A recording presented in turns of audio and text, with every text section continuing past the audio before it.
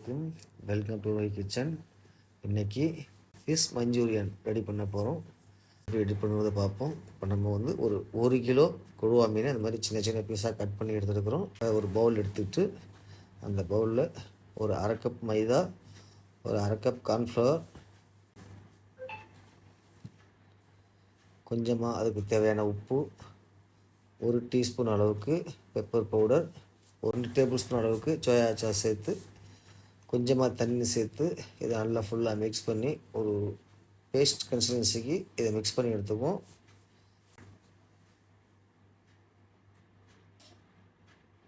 ஒரு நல்ல ஒரு பேஸ்ட்டாக இதை மிக்ஸ் பண்ணி எடுத்துக்கிறோம். இப்போ இந்த அளவுக்கு இதை மிக்ஸ் பண்ணிட்டோம். இதில் நான் ரெடி பண்ணி எடுத்து வச்சுருக்கிறேன் இந்த ஃபிஷ்ஷெல்லாம் இதில் ஆட் பண்ணுவோம்.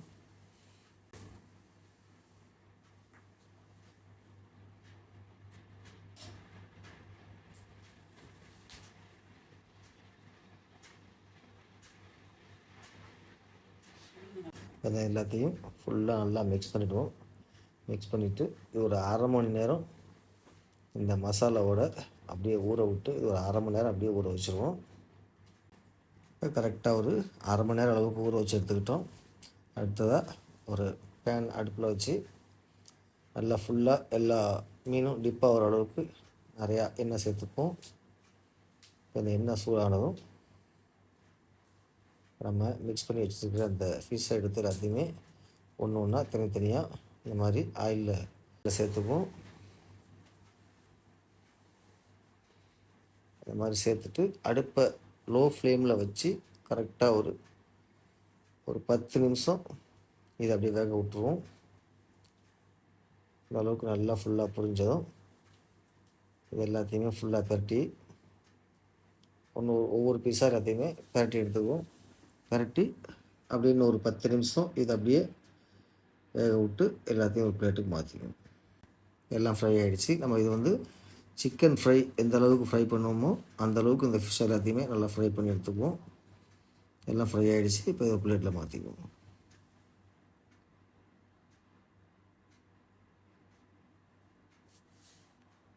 இப்போ வேற சொல்ல அந்த பீஸ் எல்லாத்தையுமே ஆயிலில் ஃபுல்லாக டிப் பண்ணி இதையும் அந்த அளவுக்கு ஃபுல்லாக ஃப்ரை பண்ணி எடுத்துக்குவோம்.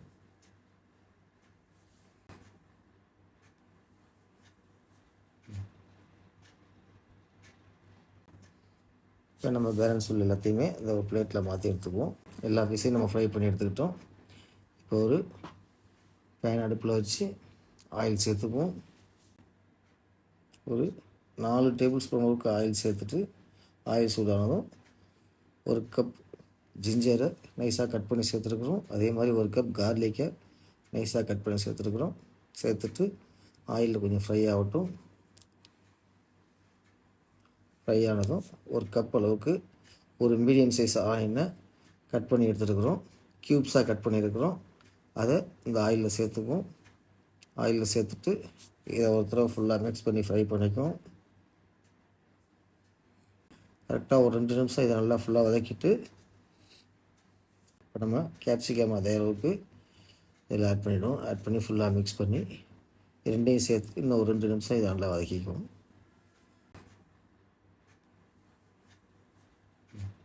இப்போ ஆனியனும் கேப்சிகம் நல்லா வந்துருச்சு. ஒரு 2 நிமிஷம் இதை நல்லா வதக்கிட்டோம். இப்போ ஒரு 2 டேபிள் ஸ்பூன் அளவுக்கு சோயா சாஸ், ஒரு 2 டேபிள் ஸ்பூன் அளவுக்கு ரெட் சில்லி சாஸ் சேர்த்து இதை எல்லாத்தையும் ஃபுல்லாக மிக்ஸ் பண்ணிக்குவோம்.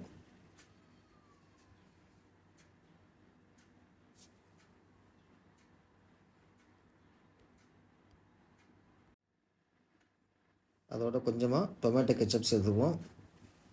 டொமேட்டோ சாஸ் சேர்த்து நல்லா ஒருத்தர மிக்ஸ் பண்ணிக்குவோம்.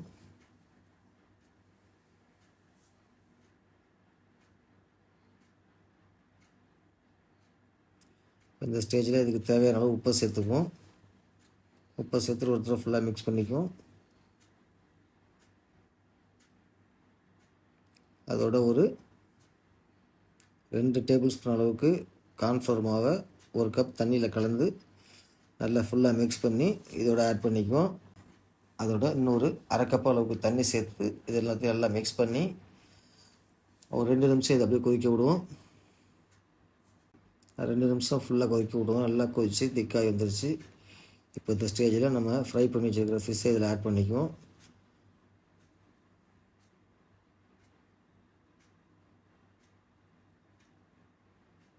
ஆட் பண்ணி எல்லாத்தையும் ஃபுல்லாக மிக்ஸ் பண்ணி விடுவோம்.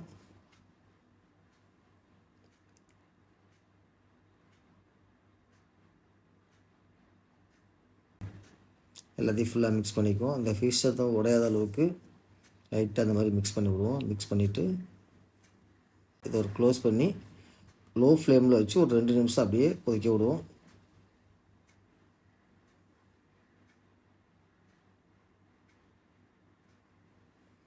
அவ்வளோதான், பக்காவான முறையில் ஃபிஷ் மஞ்சூரியன் ரெடி ஆகிடுச்சு. அடுப்பு ஆஃப் பண்ணிட்டு க்ளோஸ் பண்ணிவிடுவோம்.